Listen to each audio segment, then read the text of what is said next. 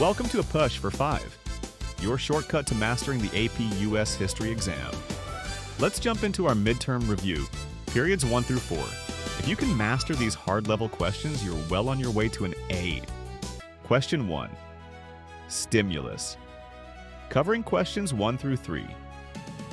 Benjamin Banneker to Thomas Jefferson, 1791. I freely and cheerfully acknowledge that I am of the African race, and that it is under a sense of the most profound gratitude to the supreme ruler of the universe for my existence in a state of freedom that I now address you. And David Walker, appeal to the colored citizens of the world, 1829. Are we men? I ask you, O my brethren. Are we men? Did our Creator make us to be slaves to dust and ashes like ourselves? Question. The excerpts together best illustrate which transformation in African American protest thought between the Revolution and the 1820s? A. The adoption of colonization and expatriation as the chief means of achieving racial uplift. B. The abandonment of Christianity in favor of secular Enlightenment rationalism as a strategy for equality. C. The evolution from Enlightenment-based moral persuasion to prophetic denunciations of racial injustice rooted in religious conviction. D. The replacement of social protest with economic accommodationism and vocational education. The correct answer is C. The evolution from Enlightenment-based moral persuasion to prophetic denunciations of racial injustice rooted in religious conviction. Banneker framed equality through reason and divine justice, while Walker's fiery moralism fused theology with resistance. Question 2. Stimulus. See image. Question. Banneker's appeal to Jefferson exposes which enduring contradiction in the ideology of the early republic? A. The tension between universal natural rights and the persistence of racialized slavery. B. The inconsistency between isolationist diplomacy and commercial expansion. C. The conflict between agrarian virtue and industrial modernization. D. The dispute between evangelical revivalism and Enlightenment skepticism.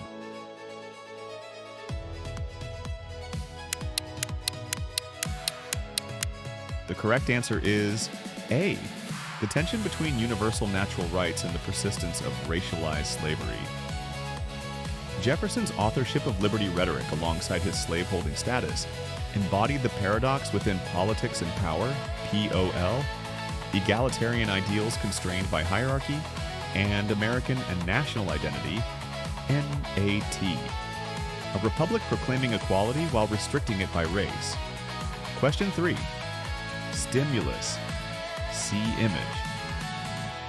Question. Walker's militant tone most clearly foreshadows which later ideological current within the abolitionist movement? A. The moral suasion tactics of William Lloyd Garrison's Liberator editorials.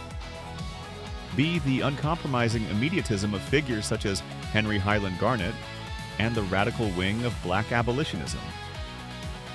C. The gradual emancipation proposals debated in Northern legislatures after 1800.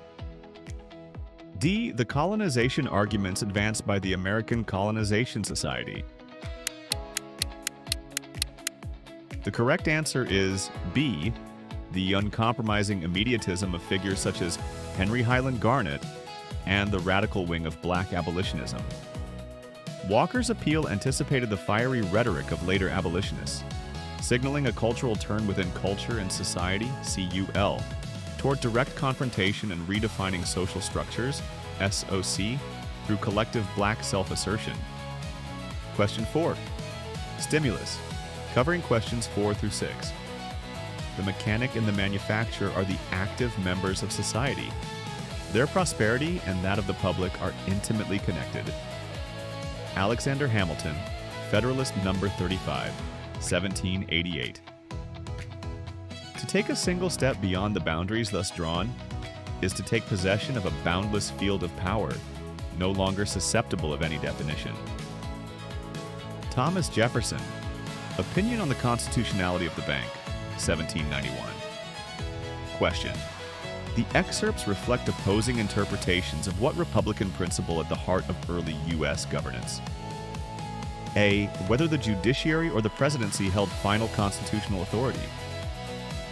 B. Whether foreign alliances should determine domestic trade priorities. C. Whether military conscription violated the ideal of voluntary service. D. Whether economic expertise or broad civic virtue should guide national decision-making in a representative government.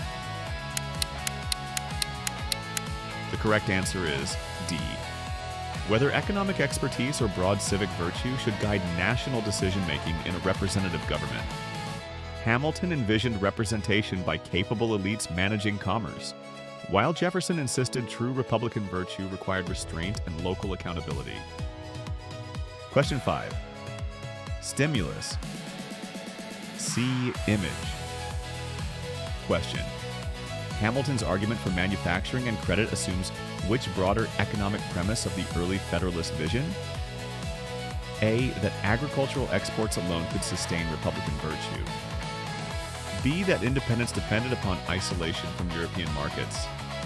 C. That national prosperity required integrating diverse regional economies through public credit and industrial development. D. That state legislatures should monopolize banking charters.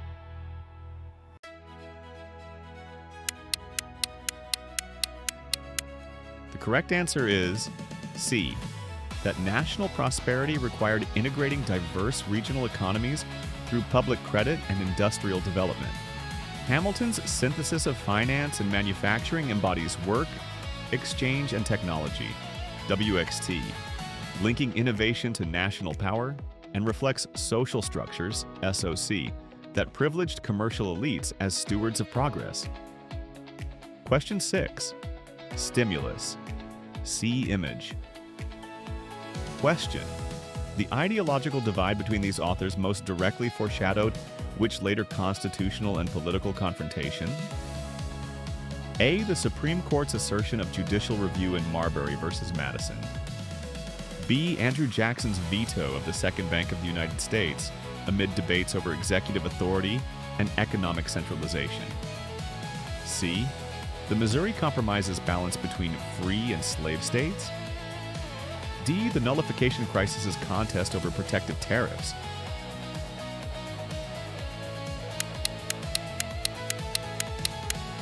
The correct answer is B. Andrew Jackson's veto of the Second Bank of the United States amid debates over executive authority and economic centralization. Jefferson's suspicion of concentrated finance and Hamilton's defense of national credit re-emerged in the Politics and Power, POL, struggle over Jackson's Bank War, reflecting enduring disputes in work, exchange, and technology, WXT, and the competing visions of American and national identity, NAT. Centralized modernity versus local Republican virtue. Question 7. Stimulus covering questions 7 through 9. In the midst of plenty, the slaves are starved for want of bread. The gentlemen spend their time in diversions, and the common planters live meanly. William Byrd II, Secret Diary, 1728. There is, in short, no bounds to the prolific nature of plants or animals. The increase of families depends greatly on the facility of subsistence. Benjamin Franklin, Observations Concerning the Increase of Mankind, 1751. Question. The excerpts above best illustrate which broader regional contrast in 18th century British America? A. The dependence of the southern gentry on coerced labor versus the northern emphasis on free labor and demographic expansion. B. The divergence between mercantile elites in the port cities and frontier subsistence farmers. C. The parallel emergence of commercial agriculture in both the Tidewater and New England. D. The similar decline of paternal authority in households across the colonies. The correct answer is A. The dependence of the southern gentry on coerced labor versus the northern emphasis on free labor and demographic expansion. Byrd's reflections expose a plantation society reliant on enslaved labor and stratified leisure, whereas Franklin's demographic optimism reflects northern self-made productivity. Question 8. Stimulus. See image. Question. Franklin's observations on population growth most directly reflected which emerging development in the mid-18th century? A. Parliament's renewed interest in regulating colonial migration and restricting labor movement. B. Rapid natural increase and westward settlement, fueled by abundant land and relative social mobility. C. The demographic stagnation caused by declining transatlantic immigration after 1700. D. The shift toward industrial employment as artisans replaced household producers. The correct answer is B. Rapid natural increase and westward settlement, fueled by abundant land and relative social mobility. Franklin tied prosperity to available land, foreshadowing expansion into the interior. Question 9. Stimulus. See image. Question. Taken together, Byrd and Franklin's remarks reveal a shared anxiety about which larger colonial issue? A. The political radicalization of colonial assemblies before 1763. B. The loss of religious unity following the Great Awakening. C. The collapse of mercantilism as Britain loosened trade enforcement. D. The moral and social consequences of prosperity in an expanding Atlantic economy.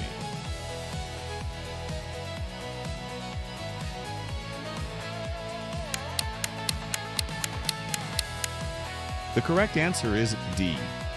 The moral and social consequences of prosperity in an expanding Atlantic economy. Both writers linked material excess to declining virtue, Byrd among planters, Franklin within commercial life, expressing Enlightenment-era concern that economic behavior, work, exchange, and technology could undermine social morality, culture, and society. Question 10. Stimulus. We are not your slaves. This land belongs to us, given by our Great Spirit, and we will defend it. Pontiac, speech at Detroit, 1763. 'Tis time to part. The sun never shined on a cause of greater worth. Thomas Paine, Common Sense, 1776. Question. What common ideological thread links the declarations made by Pontiac and Paine? A. Both defended hereditary hierarchies as stabilizing forces in turbulent societies.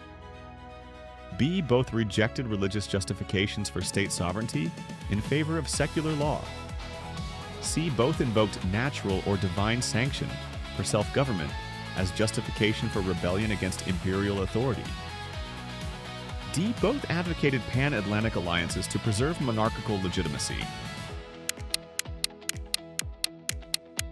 The correct answer is C. Both invoked natural or divine sanction for self-government as justification for rebellion against imperial authority. Each used sacred or natural rights rhetoric to legitimize resistance. Pontiac for indigenous autonomy, Paine for colonial independence. Thanks for watching A Push for 5. Let us know in the comments which questions you liked the most. If today's practice helped you, tap like, hit subscribe, and turn on notifications so you won't miss any future videos. And share this with a friend who's also aiming for that 5. If you want more hands-on learning or direct feedback, reach out directly. We'd love to help you take your prep to the next level. See you in the next video.